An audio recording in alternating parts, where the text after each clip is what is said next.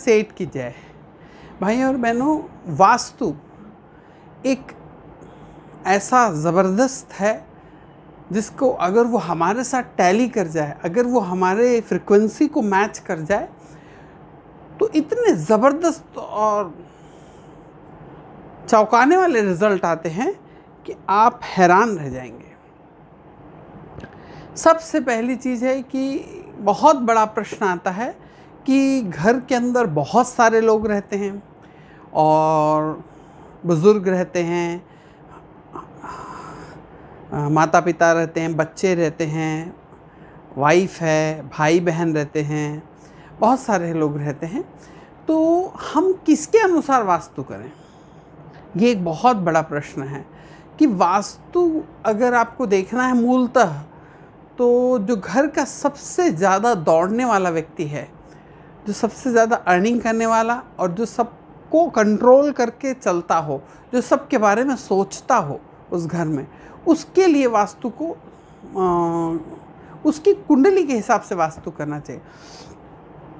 बहुताय जैसे बरसात गिरती है और बहुत सारे पेड़ पौधे खरपतवार जैसे निकल आते हैं, ऐसे बहुत सारे वास्तुकार जो हैं वो कहीं से थोड़ा बहुत जानने के बाद वास्तु करने लग जाते हैं। उनके पास किसी प्रकार की ऑथेंटिक डिग्री नहीं है। और भाइयों, मेन ये है, इससे मुझे कोई समस्या नहीं है, जिसको जैसा लगता है वह वैसी वास्तु बता सकता है। क्योंकि हमारी जो फ्रिक्वेंसी है जिससे हम पा रहे हैं, जैसे अगर मेरी कोई फ्रिक्वेंसी है, जो मुझसे संबंधित लोग होंगे ये जो उस फ्रिक्वेंसी को बिलोंग करते होंगे, वो लोग ज़रूर इसको समझेंगे और उनके समझ में भी आएगा। और जो उस फ्रिक्वेंसी से लो होंगे उनके ऊपर से निकल जाएगा। और जो हमारी फ्रिक्वेंसी से भी बहुत ज़्यादा है तो उनको लगेगा कि बकवास है। तो ये कोई सब्जेक्ट नहीं है। और सबसे ज़रूरी बात मैं ये कहना चाहता हूँ कि वास्तु हमारे को किस किस क्षेत्र में, क्या हमारे जीवन के हर क्षेत्र को समझा सकता है और उसको फ़ायदा पहुंचा सकता है। भाइयों, सबसे पहली चीज़ है कि वास्तु में दो जो घर होते हैं, कुंडली के अंदर में जो दो भाव होते हैं जिसको कहते हैं, जो लग्न से चौथा भाव होता है वो, और लग्न से जो 10वां भाव होता है वो। 10वां भाव हमारी इनकम का होता है। हमारी इनकम कैसी हो रही है।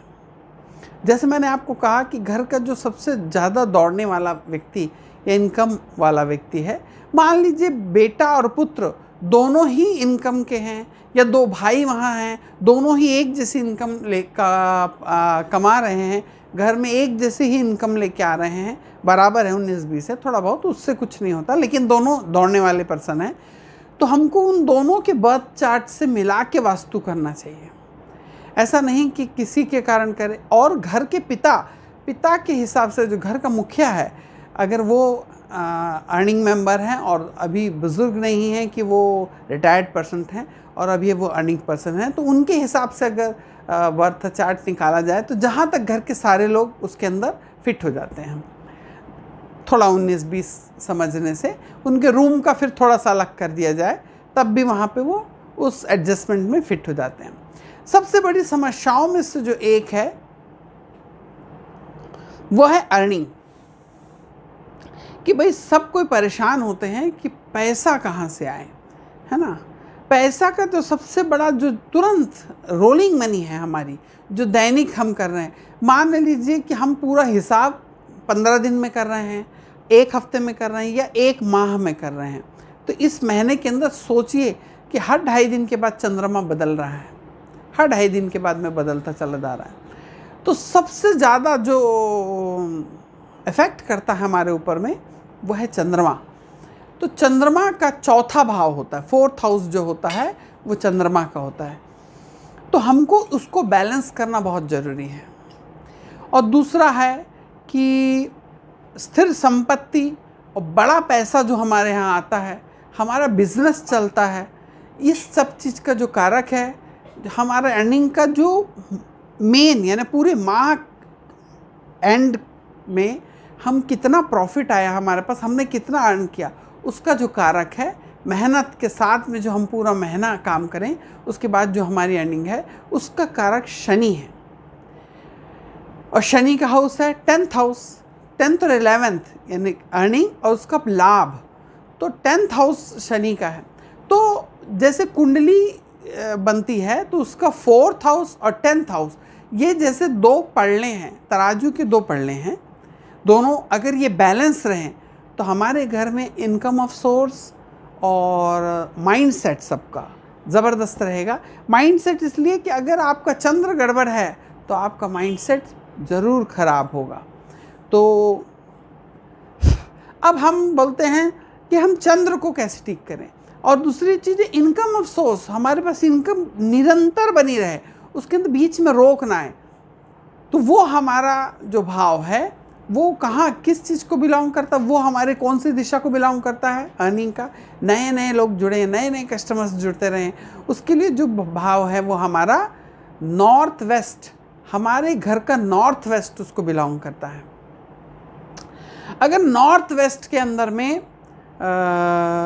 राहु की ऊर्जा है, जैसे वहाँ पे टॉयलेट बना है और वहाँ पर कबाड़ भर के हमने रख दिया है, खाली चीज़ें रख पड़ी हुई हैं, या फिर बंद घड़ियाँ, ख़राब इलेक्ट्रॉनिक सामान हमने बंद करके रख दिया है वहाँ, तो हमारे जो इनकम ऑफ सोर्स जो वहाँ से आने के हैं, जो रोज़ प्रति हमारे पास नए लोग जुड़ते जा रहे हैं, वो सब धीरे धीरे धीरे करके कम होने लग जाएंगे।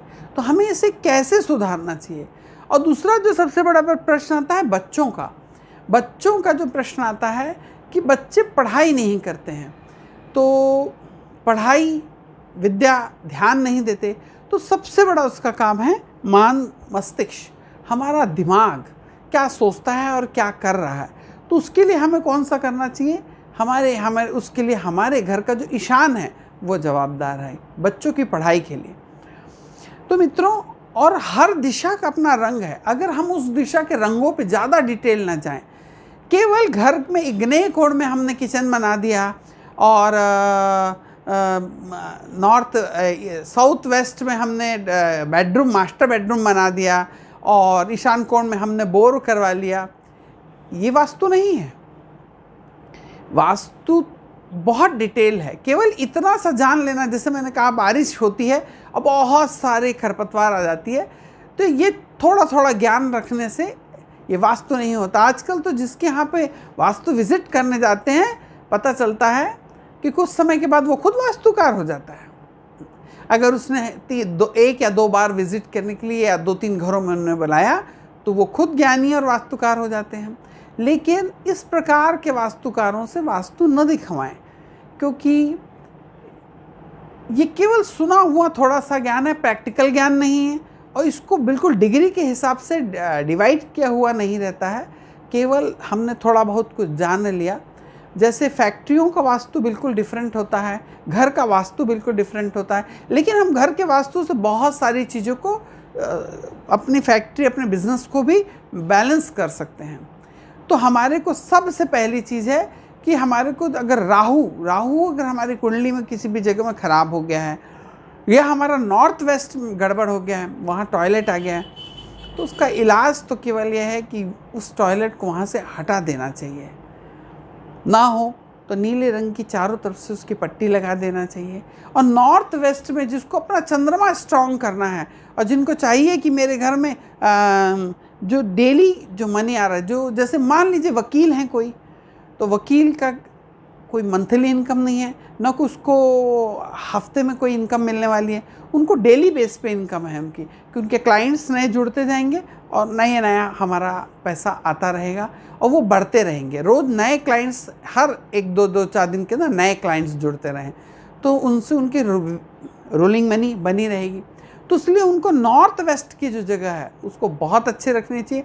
और नॉर्थ वेस्ट में अगर वहाँ पे चंद्र की स्थापना कर देते हैं, वो चंद्र की स्थापना, अब चंद्र की क्या स्थापना करें।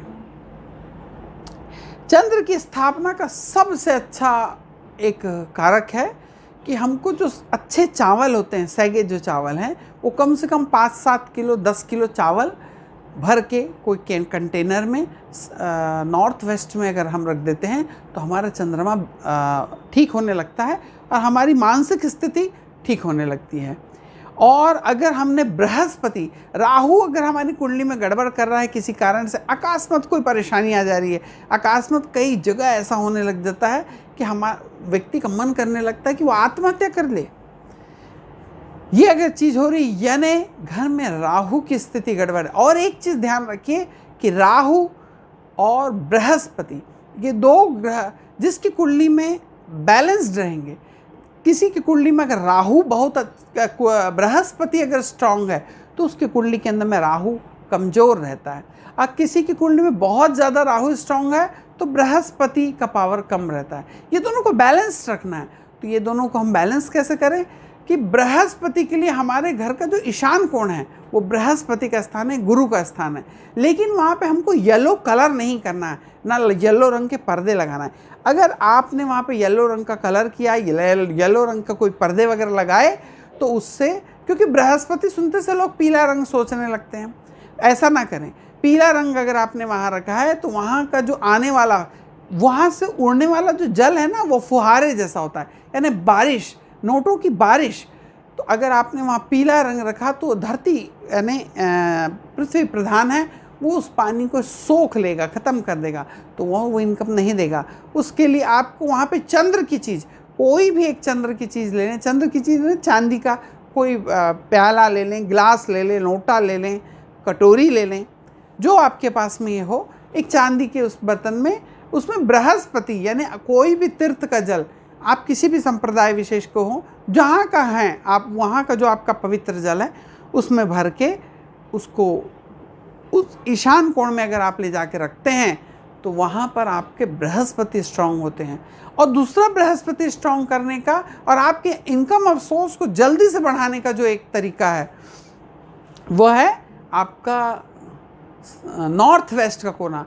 तो वहाँ पे हम ऐसा क्या रख दें, नॉर्थ वेस्ट के कोने में अगर जैसा ऐसा कोई मंदिर की फ़ोटो आप रखें जिसके ऊपर में सोना जड़ा हुआ है, जैसे तिरुपति बालाजी की जो मंदिर है उस पर सोना पूरा मंदिर के ऊपर में लगा हुआ है, स्वर्ण मंदिर है, वैसे किसी मंदिर की फ़ोटो लगा के रखें कि जिसके पास स्वर्ण जड़ा हुआ है। तो बृहस्पति और चंद्र आपने दोनों नॉर्थ वेस्ट में आपने दोनों की स्थापना कर दी। और अगर यहाँ पर शुक्र भी अगर स्थापित कर दिया जाए तो फिर कहने ही क्या। शुक्र की स्थापना करने के लिए उस जगह को हमेशा आपको साफ सुथरा रखना है, वहाँ जाले ना लगें, वहाँ पर गंदगी ना फैली रहे, एकदम साफ सुथरा खुशबूदार बना रहे। हो सके तो आप रोज़ वहाँ पे ले जाके एक गुलाब रखें तो आप देखेंगे वहाँ पे शुक्र भी स्ट्रांग होने लगता है। वैसे तो चांदी की चीज़ भी कुछ रख दी जाए, एक चांदी की गोल बंटी यानी गोली जैसी बना के भी वहाँ पे रख दी जाए तो भी शुक्र की प्रधानता होने लग जाती है। खुशबू रखने से भी शुक्र की प्रधानता होने लगती है और वो बढ़ने लग जाते हैं। और अब हम बात करते हैं शनि की। तो अगर आप कुंडली का जो इनकम का भाव है, जो चाहे वो गवर्नमेंट सर्वेंट क्यों ना, गवर्नमेंट सर्वेंट में भी अगर अपनी सर्विस के बीच में कोई लोग परेशान करने वाला है, अगर कोई दबाव हो रहा, प्रमोशन नहीं हो रहा, इस प्रकार की अगर कोई चीज़ हो रही है तो आपको अपने घर के ठीक वेस्ट में,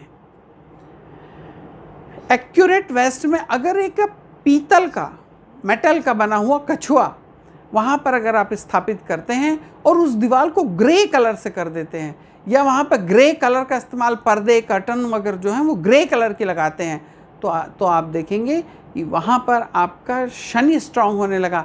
मैंने इसलिए वहाँ पे आपको बताया था इसके पहले भी, कांस की कटोरी के अंदर में अगर आप सप्तमुखी, सातमुखी रुद्राक्ष भी रखते हैं तो आपका शनि स्ट्रांग होता है। वहाँ पर रखने से, शनि स्ट्रांग होने से, स्ट्रांग होने का मतलब वो वजनी नहीं हो जा रहा है, वो बराबर कर देता है ये दोनों भाव को। चतुर्थ भाव हमारा है संपत्ति का और 10वां भाव, तो ये जो दोनों ग्रह हैं, जैसे दो भाव हैं हमारे, चतुर्थ भाव जो हमारे संपत्ति सुख का कारक है, 10वां भाव जो है हमारा वो हमारी इनकम ऑफ सोर्स का है, गवर्नमेंट से किए गए कोई चीज़ है उसका संबंधित कोई चीज़ है। जब आप गवर्नमेंट की चीज़ों के लिए भी करना चाहते हैं तो 10वें भाव को भी आपको इनकम है, स्थिर इनकम है हमारी, मंथली इनकम जो आती है वो हमारे 10वें भाव से आती है। तो इसको बैलेंस दोनों को करने के लिए इस प्रकार से करें। वास्तु तो वैसे बहुत बहुत विस्तृत है, ये अभी ख़त्म नहीं हुआ है, इसके आगे की श्रृंखला में भी आप देखते रहें, मुझसे साथ जुड़े रहें। और अभी तक आपने सब्सक्राइब नहीं करा तो सब्सक्राइब करके बेल आइकॉन दबा के ऑल वाला ऑप्शन चुन लीजिए और इसे ज़्यादा से ज़्यादा शेयर करिए, सब्सक्राइब जरूर कर लीजिए। आगे और